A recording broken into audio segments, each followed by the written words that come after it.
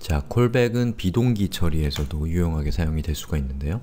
자, 비동기 처리가 무엇인지 제가 예제를 하나 들어보면, 자, 예를 들어서 여러분이 어떤 홈페이지를 운영하고 있어요. 그리고 그 홈페이지에는 현재 약 10,000명 정도의 구독자가 있습니다. 자, 이런 상황인데, 여러분이 만든 이 홈페이지는 어떻게 동작하냐면, 여러분이 글을 작성하면 이 10,000명의 구독자에게 이메일을 발송을 해요.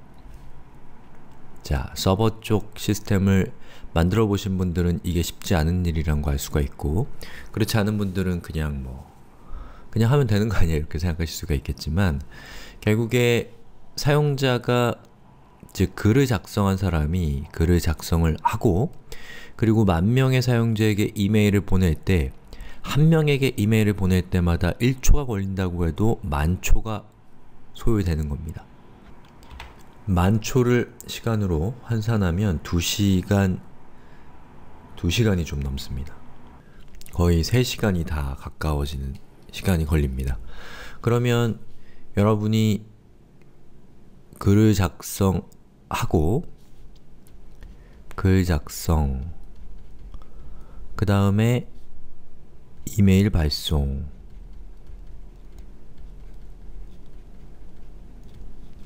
그리고 작성 완료, 작성이 끝났다는 걸 여러분들에게 보여주는 단계죠. 자, 이 단계에서 이메일을 발송할 때 10,000명의 구독자에게 이메일을 발송하기 위해서 우리가 3시간을 기다려야 된다. 여러분 이런 서비스 쓰시겠어요? 안 쓰죠, 이런 서비스는. 자, 이러한 경우에 글 작성을 하고 이메일을 발송하고 작성 완료를 하는 이 과정을 순차적으로 쭉 진행을 해서 3시간이 걸린다. 자, 이것은 동기적으로 처리를 했다고 합니다. 동기적 처리. 순서대로 쭉 실행을 한 거예요.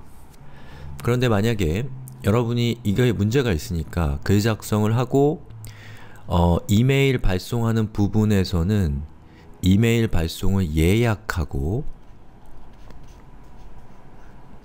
그리고 작성 완료를 바로 끝내버린다 라고 하면 이것은 순식간에 작업이 끝나겠죠. 왜냐하면 이메일 발송 예약하는 것은 아주 짧은 시간에 끝나는 거니까요. 그리고 내부적으로 사용자에게 노출되지 않는 프로그램이 이렇게 계속해서 반복적으로 동작하면서 이메일 발송 예약이 들어왔는지 들어오지 않았는지를 확인해서 발송 예약이 들어와 있다면, 그러면 이 혼자서 돌아가는 프로그램이 그 10,000명의 구독자에게 이메일을 발송하는 작업을 3시간 동안 백그라운드에서 진행을 하면 되겠죠. 마치 이거는 뭐랑 비슷한 거냐면 투두 같은 거예요. 자, 우리가 어떤 일을 하다가 그 일을 지금 처리할 수는 없지만 나중에는 처리해야 되는 경우에 그 일을 여러분이 머릿속에 떠올리는 일을 그대로 다 실행한다면 지금 하고 있는 일이 잘 안 끝나겠죠? 그런 경우에 어디에다가 적어놓고 그 적어놓은 일은 나중에 처리한다. 자, 바로 이런 것들이 투두인 것이고, 이렇게 처리하는 방식을 비동기적인 처리라고 합니다. 자, 제가 동기적인 것과 비동기적인 것에 대해서 설명을 드렸는데, 이것은 여러분이 정보공학을 하는 이상은 아주 중요한 개념이에요. 그래서 알고 계셔야 되는 일입니다. 자, 그러면 비동기 처리를 자바스크립트에서는 어떤 경우에 쓸 수 있느냐? 바로 AJAX라는 것. 자, 스펠링은 AJAX 이고요. 자, 여기 있는 A는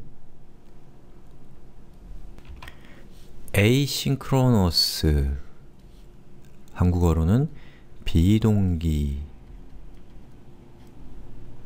synchronous는 동기라는 뜻이죠. sync는 동기고, 우리 스마트폰, 컴퓨터랑 똑같은 상태로 만드는 것 뭐라고 하나요? 동기화라고 하죠. 그때 sync라는 말을 쓰는 게 바로 요겁니다. 자, asynchronous 자바스크립트 and XML 이라고 하는 건데요. 자, 여기 있는 XML이라는 것은 더 이상 그렇게 유용하지 않습니다. XML이라는 걸 안 쓰는 경우가 더 많기 때문에 요거는 이 말 자체는 별로 의미가 없어요. 중요한 거는 이 기법 자체가 중요한 건데 우리 수업의 목표는 이것이 아니기 때문에 이것에 대한 구체적인 내용은 이 생활 코딩에 있는 이 자바스크립트 수업에서 이 AJAX라는 부분을 찾아보시면 여러분들이 이거에 대한 구체적인 내용을 알 수가 있습니다. 자, 우리가 웹페이지에서 어떠한 정보를 변경한다고 하면, 자, 예를 들어서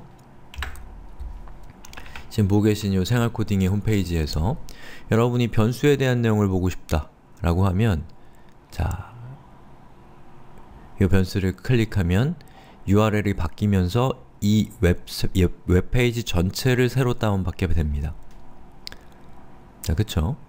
내용이 바뀌면서 웹페이지를 다운로드 받는 거예요. 자, 이렇게 하는 것이 일반적인 방법입니다.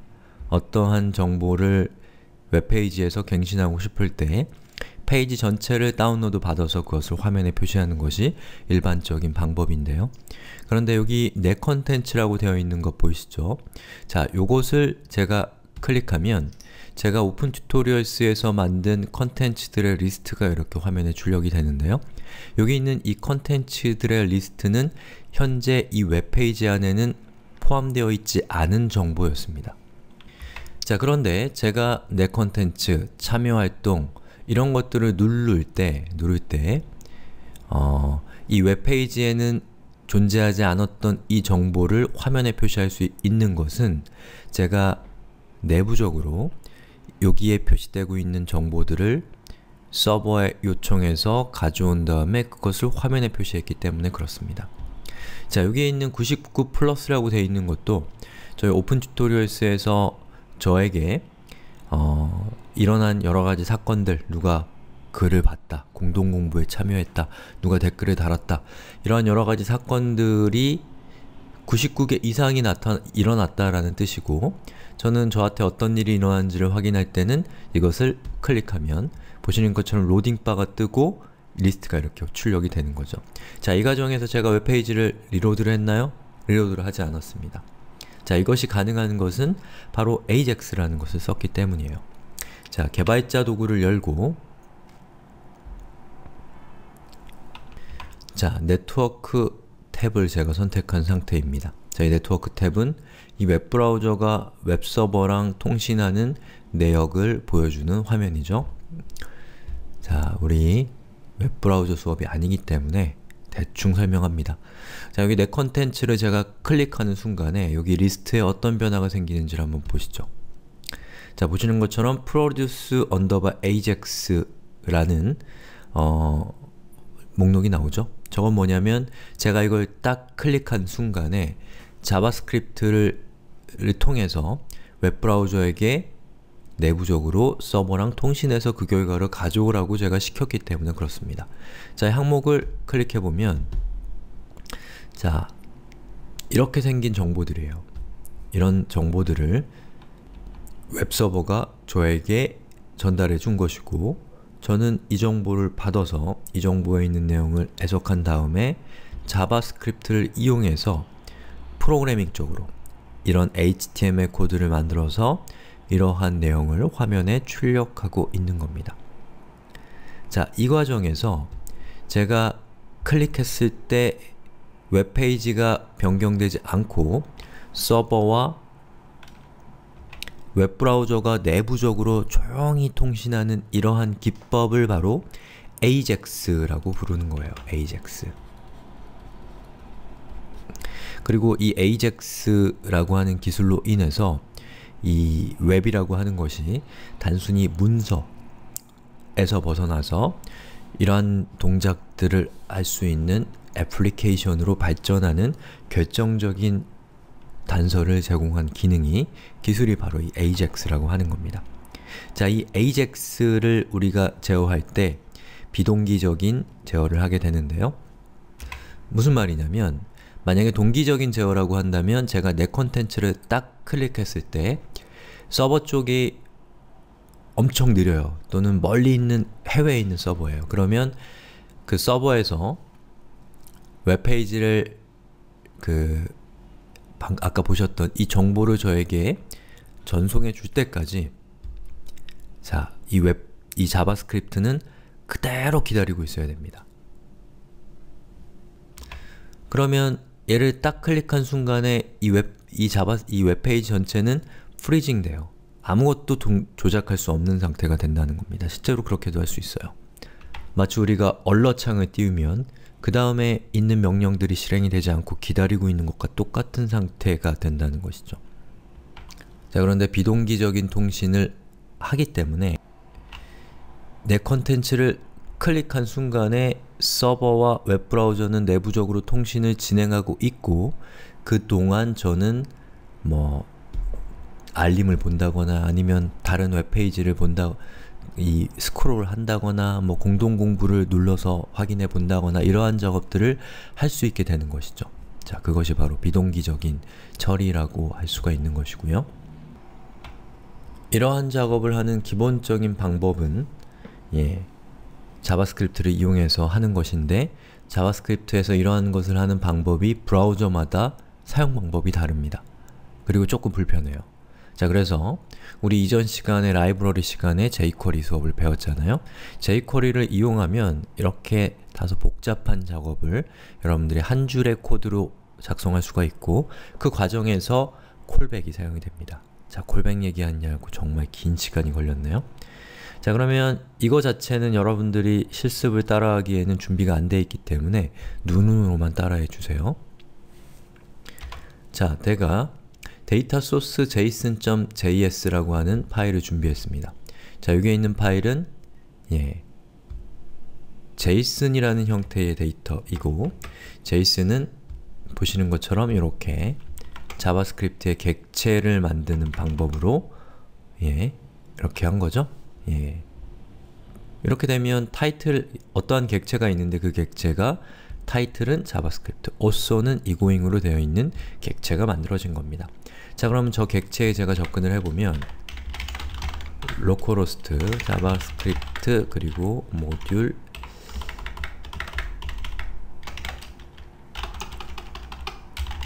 function value 자, 이렇게 접속을 해보면 자, 요런 내용이 출력이 됩니다. 자, 요거는 현재 제가 웹서버를 돌리고 있기 때문에 가능한 것이고 웹서버를 돌리고 있을 때 할 수 있는 일이에요. 이거는 그렇기 때문에 여러분들은 그냥 아, 저런 게 있구나, 그리고 콜백이 이런 데 쓰는구나, 이런 정도를 보시면 됩니다. 자, 아무튼 요게 있고요. 그 다음에 제가 준비한 또 다른 파일은 자, 이렇게 생겼습니다. 자, 이 파일의 내용을 한번 살펴보면 보시는 것처럼 자바스크립트를 인클루드 하고 있죠. jQuery를. 그리고 jQuery가 가지고 있는 기능 중에 AJAX 통신을 하도록 하는 기능이 뭐가 있냐면 바로 이겁니다. $.get 이라는 것이 있어요. 자, 이 달러는 jQuery의 특수한 객체이고요. jQuery가 우리에게 제공하는 객체고 그 객체가 갖고 있는 메소드 중에 get이라는 메소드를 써서 자, 그 get이라는 메소드를 호출하는 겁니다. 근데 첫 번째 여기에는 우리의 그 데이터, JSON 타입의 데이터의 URL을 여기다가 적어주시는 거고요. 자, 그런데 여기 이렇게 돼 있는 거 헷갈리실 수 있으니까 제가 아예 바꿔버리겠습니다. 자, JSON이 현재 여기 있으니까 이 코드는 이렇게 바꾸면 여러분들이 덜 헷갈릴 거예요. 자, 어때요? 자, 과독성을 높이기 위해서 줄바꿈을 했습니다.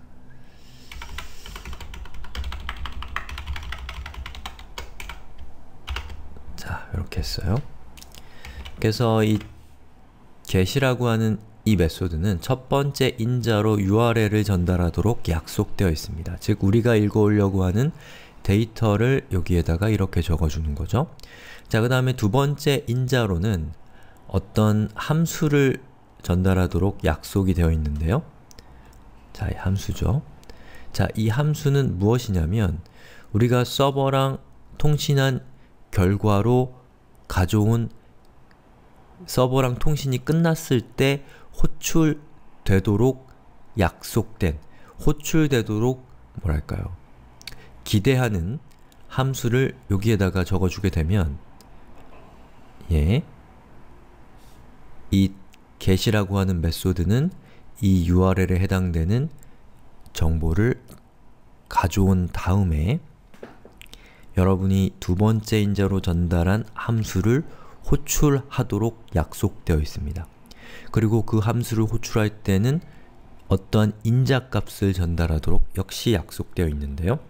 그 값은 무엇이냐면 바로 여러분이 서버에서 가져온 이 객체에 대한 정보를 이 매개변수의 인자로 담아서 이 함수를 호출할 것이다 라고 약속되어 있는 겁니다. 그래서 제가 console.log result를 하게 되면 자, 제가 이걸 실행을 시켜볼게요.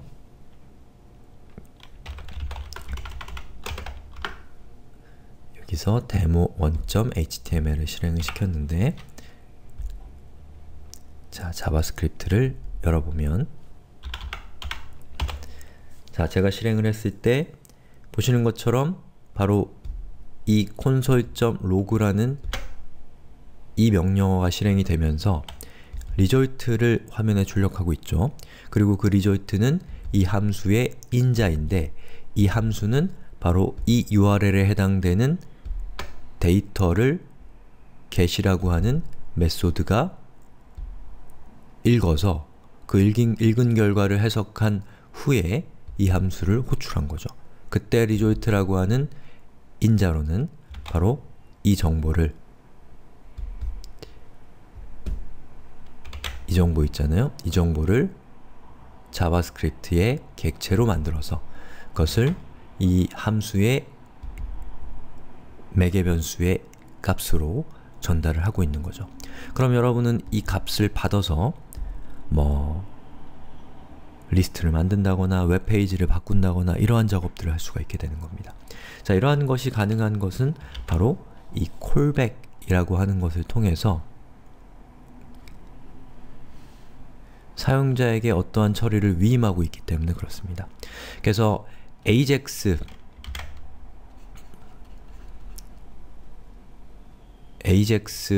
위한 처리는 사실 똑같잖아요.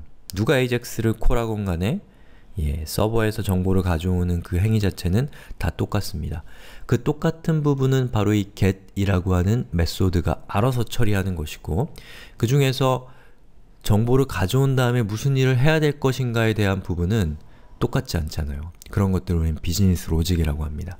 자, 이것은 똑같지 않기 때문에 그것을 사용자에게 위임을 해야 되는데 그 위임을 하는 기법이 바로 callback 함수를 통해서 인자를 전달받는 겁니다. 그럼 여러분은 함수를 인자로, 함수를 매개변수의 값으로 전달하는 것을 통해서 이 get이라고 하는 이 메소드가 동작하는 방법을 완전히 바꿔놓을 수 있다는 겁니다. 이해가시나요? 자, 이거 난이도가 높은 얘기고 웹에 대한 이해가 없는 상태라면 제가 지금 설명드리는 것은 이해하기가 대단히 어려울 수 있습니다. 그렇기 때문에 실망하지 마시고 이해 안 가셨으면 상관없어요. 이해 못해도 전혀 문제 없습니다. 뒤에 있는 수업 배우는데. 하지만 이해하셨다면 축하드려요. 이거 굉장히 중요한 내용이고 또 이 한 편의 토픽 안에 여러가지 공학적인 측면들이 되게 다양하게 들어있는 그런 수업이었다고 할 수가 있습니다. 자, 이렇게 해서 제가 값으로서의 함수가 무엇인가에 대해 설명을 드렸고요. 바로 이러한 특징은 자바스크립트를 이용해서 여러분들이 고난이도의 테크닉 또는 어떤 유지보수하기 쉬운 코드를 작성하는 데 있어서 아주 중요한 열쇠와 같은 역할을 하는 문법적인 특성이기 때문에 여러분이 이 부분을 잘 이해하시면 자바스크립트의 어떤 이해를 높이는 데 큰 도움이 됩니다. 고생하셨습니다.